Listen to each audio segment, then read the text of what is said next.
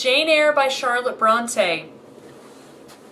I hope that you've already heard of this book, because I had never heard of this book until I was over 30 years old. And that's a tragedy, because I had already been to university for almost 4 years, and a private university and good education, whatever, in some ways. But seriously, anyway, it's such a popular novel. I didn't even know. It's one of those things where when I found liberal education and I fell in love with it, I thought, why weren't we doing this all the way along? And I still feel that way. You know, why weren't we doing this all the way along? And this is one of the books that everybody ought to read. It might be one of my top 5, definitely one of my top 10. I don't know what those top 10 are, but I'm just saying this is really, really high on the list. I really think everybody ought to read it.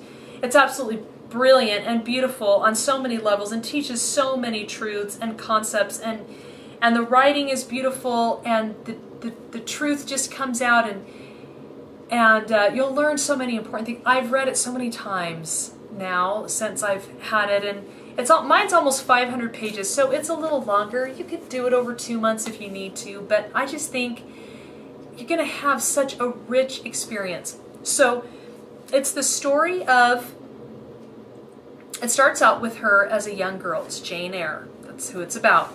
And this is a Victorian novel. It was first published, when did the Brontes live?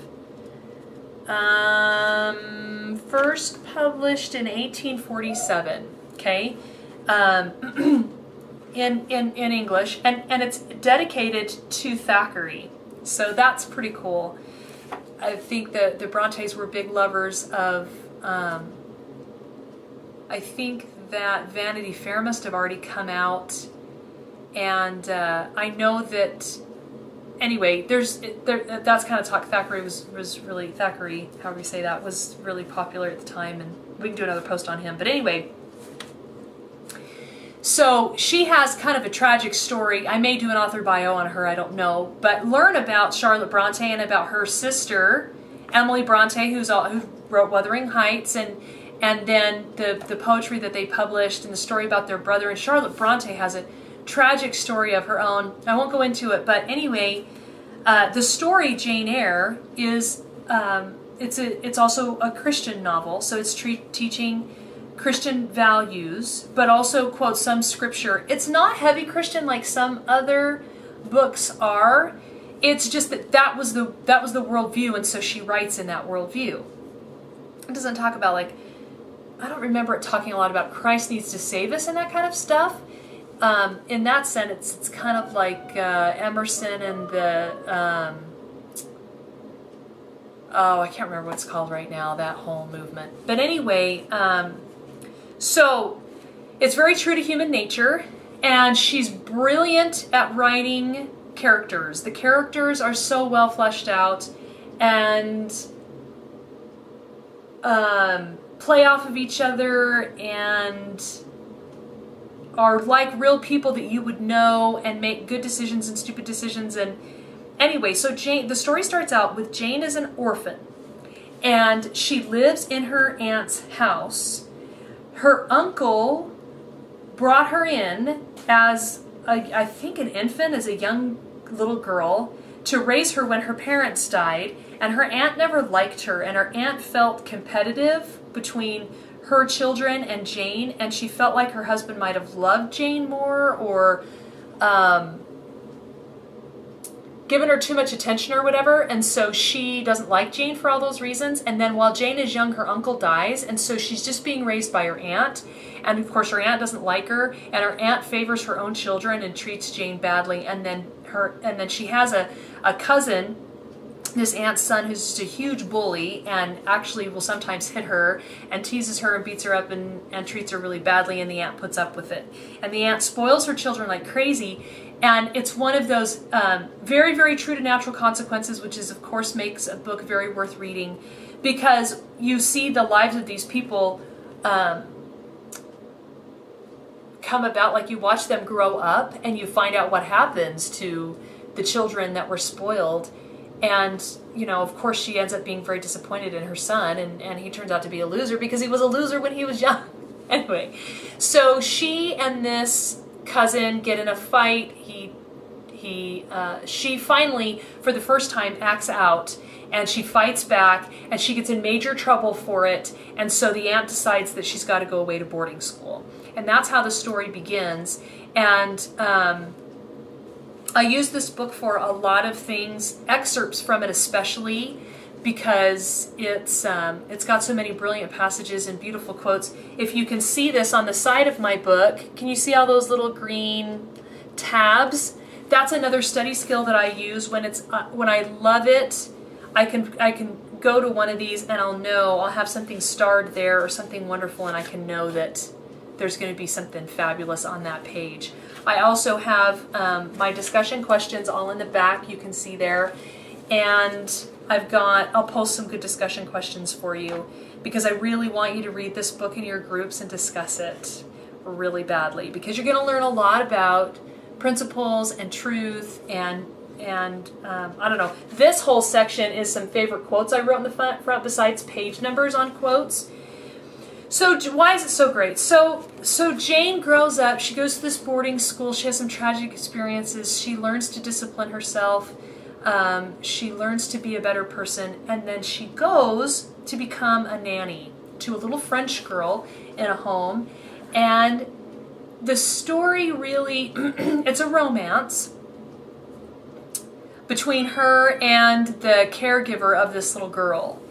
And he's really degenerate, and there's a mystery in the house. So there's some mystery to it. It's kind of like a mystery novel. There's definitely romance. There's educational principles and concepts. There's religious and moral principles. There's natural law. There's human nature. There's character development. It's a fascinating, wonderful plot.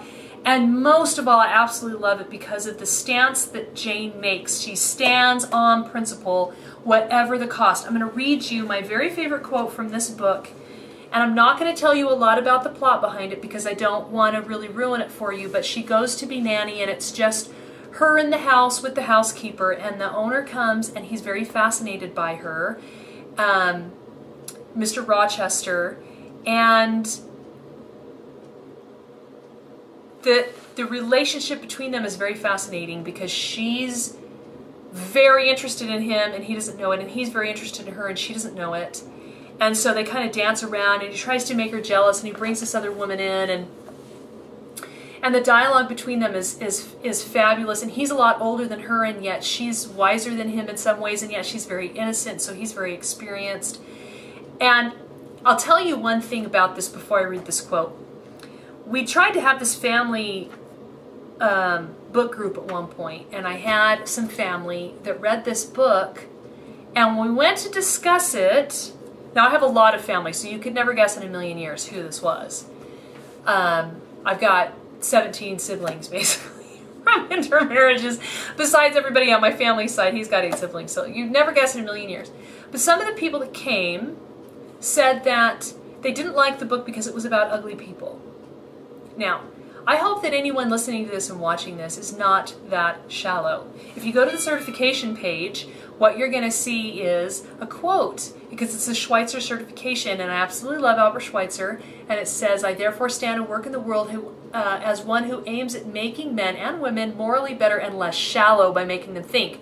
So what I'm trying to do is help you become less shallow, and I want you to read this book and not be shallow enough to think that it's not worth reading because Jane isn't beautiful, because she's not.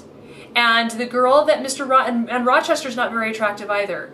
It's not about beautiful people and everything turning out perfectly in the end. The end is beautiful, but it's like real life that things don't always work out perfectly. When she stands up for herself, like I'll read you in a minute, and she leaves this environment where she's being tempted to do something she knows is wrong, and she's not going to do that thing no matter, nobody's watching, nobody cares, she has no family, her aunts hates her and has basically disowned her. And if she does this immoral thing, basically she could be happy and no one would ever know. And in today's world it would be perfectly okay. In today's world, if you don't have those, any kind of strong religious values or a moral code, you might agree that what's the big deal? Who cares if she does it? And maybe that's one of the reasons why books like this have fallen out of fashion, because everybody feels like just free expression is what it should be all about. Well, that's not That's not how to be happy. And statistics prove that. Statistics prove that with people that live together and how many divorces they have. I don't even want to go there. But what I want to say is that there are some things that are true no matter whether or not society believes in them and lives them. And one of the things that's true is that you can't do things that are wrong and be happy. And you can't go against your own conscience and be happy. And her conscience is telling her that she should not do this immoral thing, and she stands up. And so it looks like basically her life is going to end, and that she's never even going to survive the tragedy that follows. And then that tragedy turns into this glorious thing, and she has more temptations, and then there's this beautiful ending. So that's kind of what it's about. It's not a realistic novel like some of the others, like Middlemarch or Tolstoy, because there's, I guess it is in one sense, transcendentalism. That's what I was trying to remember. So it's kind of transcendentalist, especially in the way that the ending kind of comes about. So if you know anything about Emerson or the transcendentalism, that would kind of make sense to you. And that was a big movement at this time. And so it's called a transcendentalist novel sometimes for that reason. But I don't know if I've convinced you to read it or not, but I really hope I have, because it's one of those books that will just uplift you and inspire you, and it will make you want to be a better person. And I hope, like it does with me, it will make you want to read more and learn more and be better and stand to what's right, because there will be happiness will follow and good natural consequences will follow if you do what's right. So here is this beautiful quote. She says, her conscience and her reason were, her conscience and reason were arguing with her feelings. Her feelings wanted to just give in and do this thing that she's tempted to do and just enjoy it and enjoy the man she loves and not worry about anything else. And her conscience was telling her, you know, her feelings were saying, comply, think of his misery, just give in, just do the thing you want to do. And she says to herself, who in the world cares for you?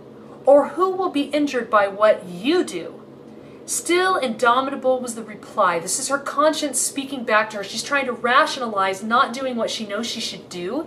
And she's like, who's going to care? Who's going to know? It's never going to matter. And her conscience replies, I care for myself. The more solitary, the more friendless, the more unsustained I am, the more I will respect myself. I will keep the law given by God, sanctioned by man. I will hold to the principles received by me when I was sane and not mad as I am now. Laws and principles are not for the times when there was no temptation. They are for such moments as this, when body and soul rise in mutiny against their rigor. Stringent are they, inviolable they shall be. If at my individual convenience I might break them, what should be their worth? Preconceived opinions, foregone determinations are all I have at this hour to stand by. There I plant my foot. Incredible. Like, just makes you want to be better. Just makes you want to live principles and obey what's right and do what you're supposed to do. And she's rewarded for her goodness and she's absolutely right. You know, we can't make decisions in the passion of the moment. We have this little, this little phrase, that we always say, follow your heart and do what you feel. No, do what's right regardless of what it's going to cost you now, because the long-term rewards are going to be totally worth it. Anyway, Jane Eyre. Absolutely beautiful. One of my very, very, very, very, very, very, very favorite books in the whole world. I hope you will get it and read it more than once, and email me when you do, because I'd love to know what you think. Talk to you next time.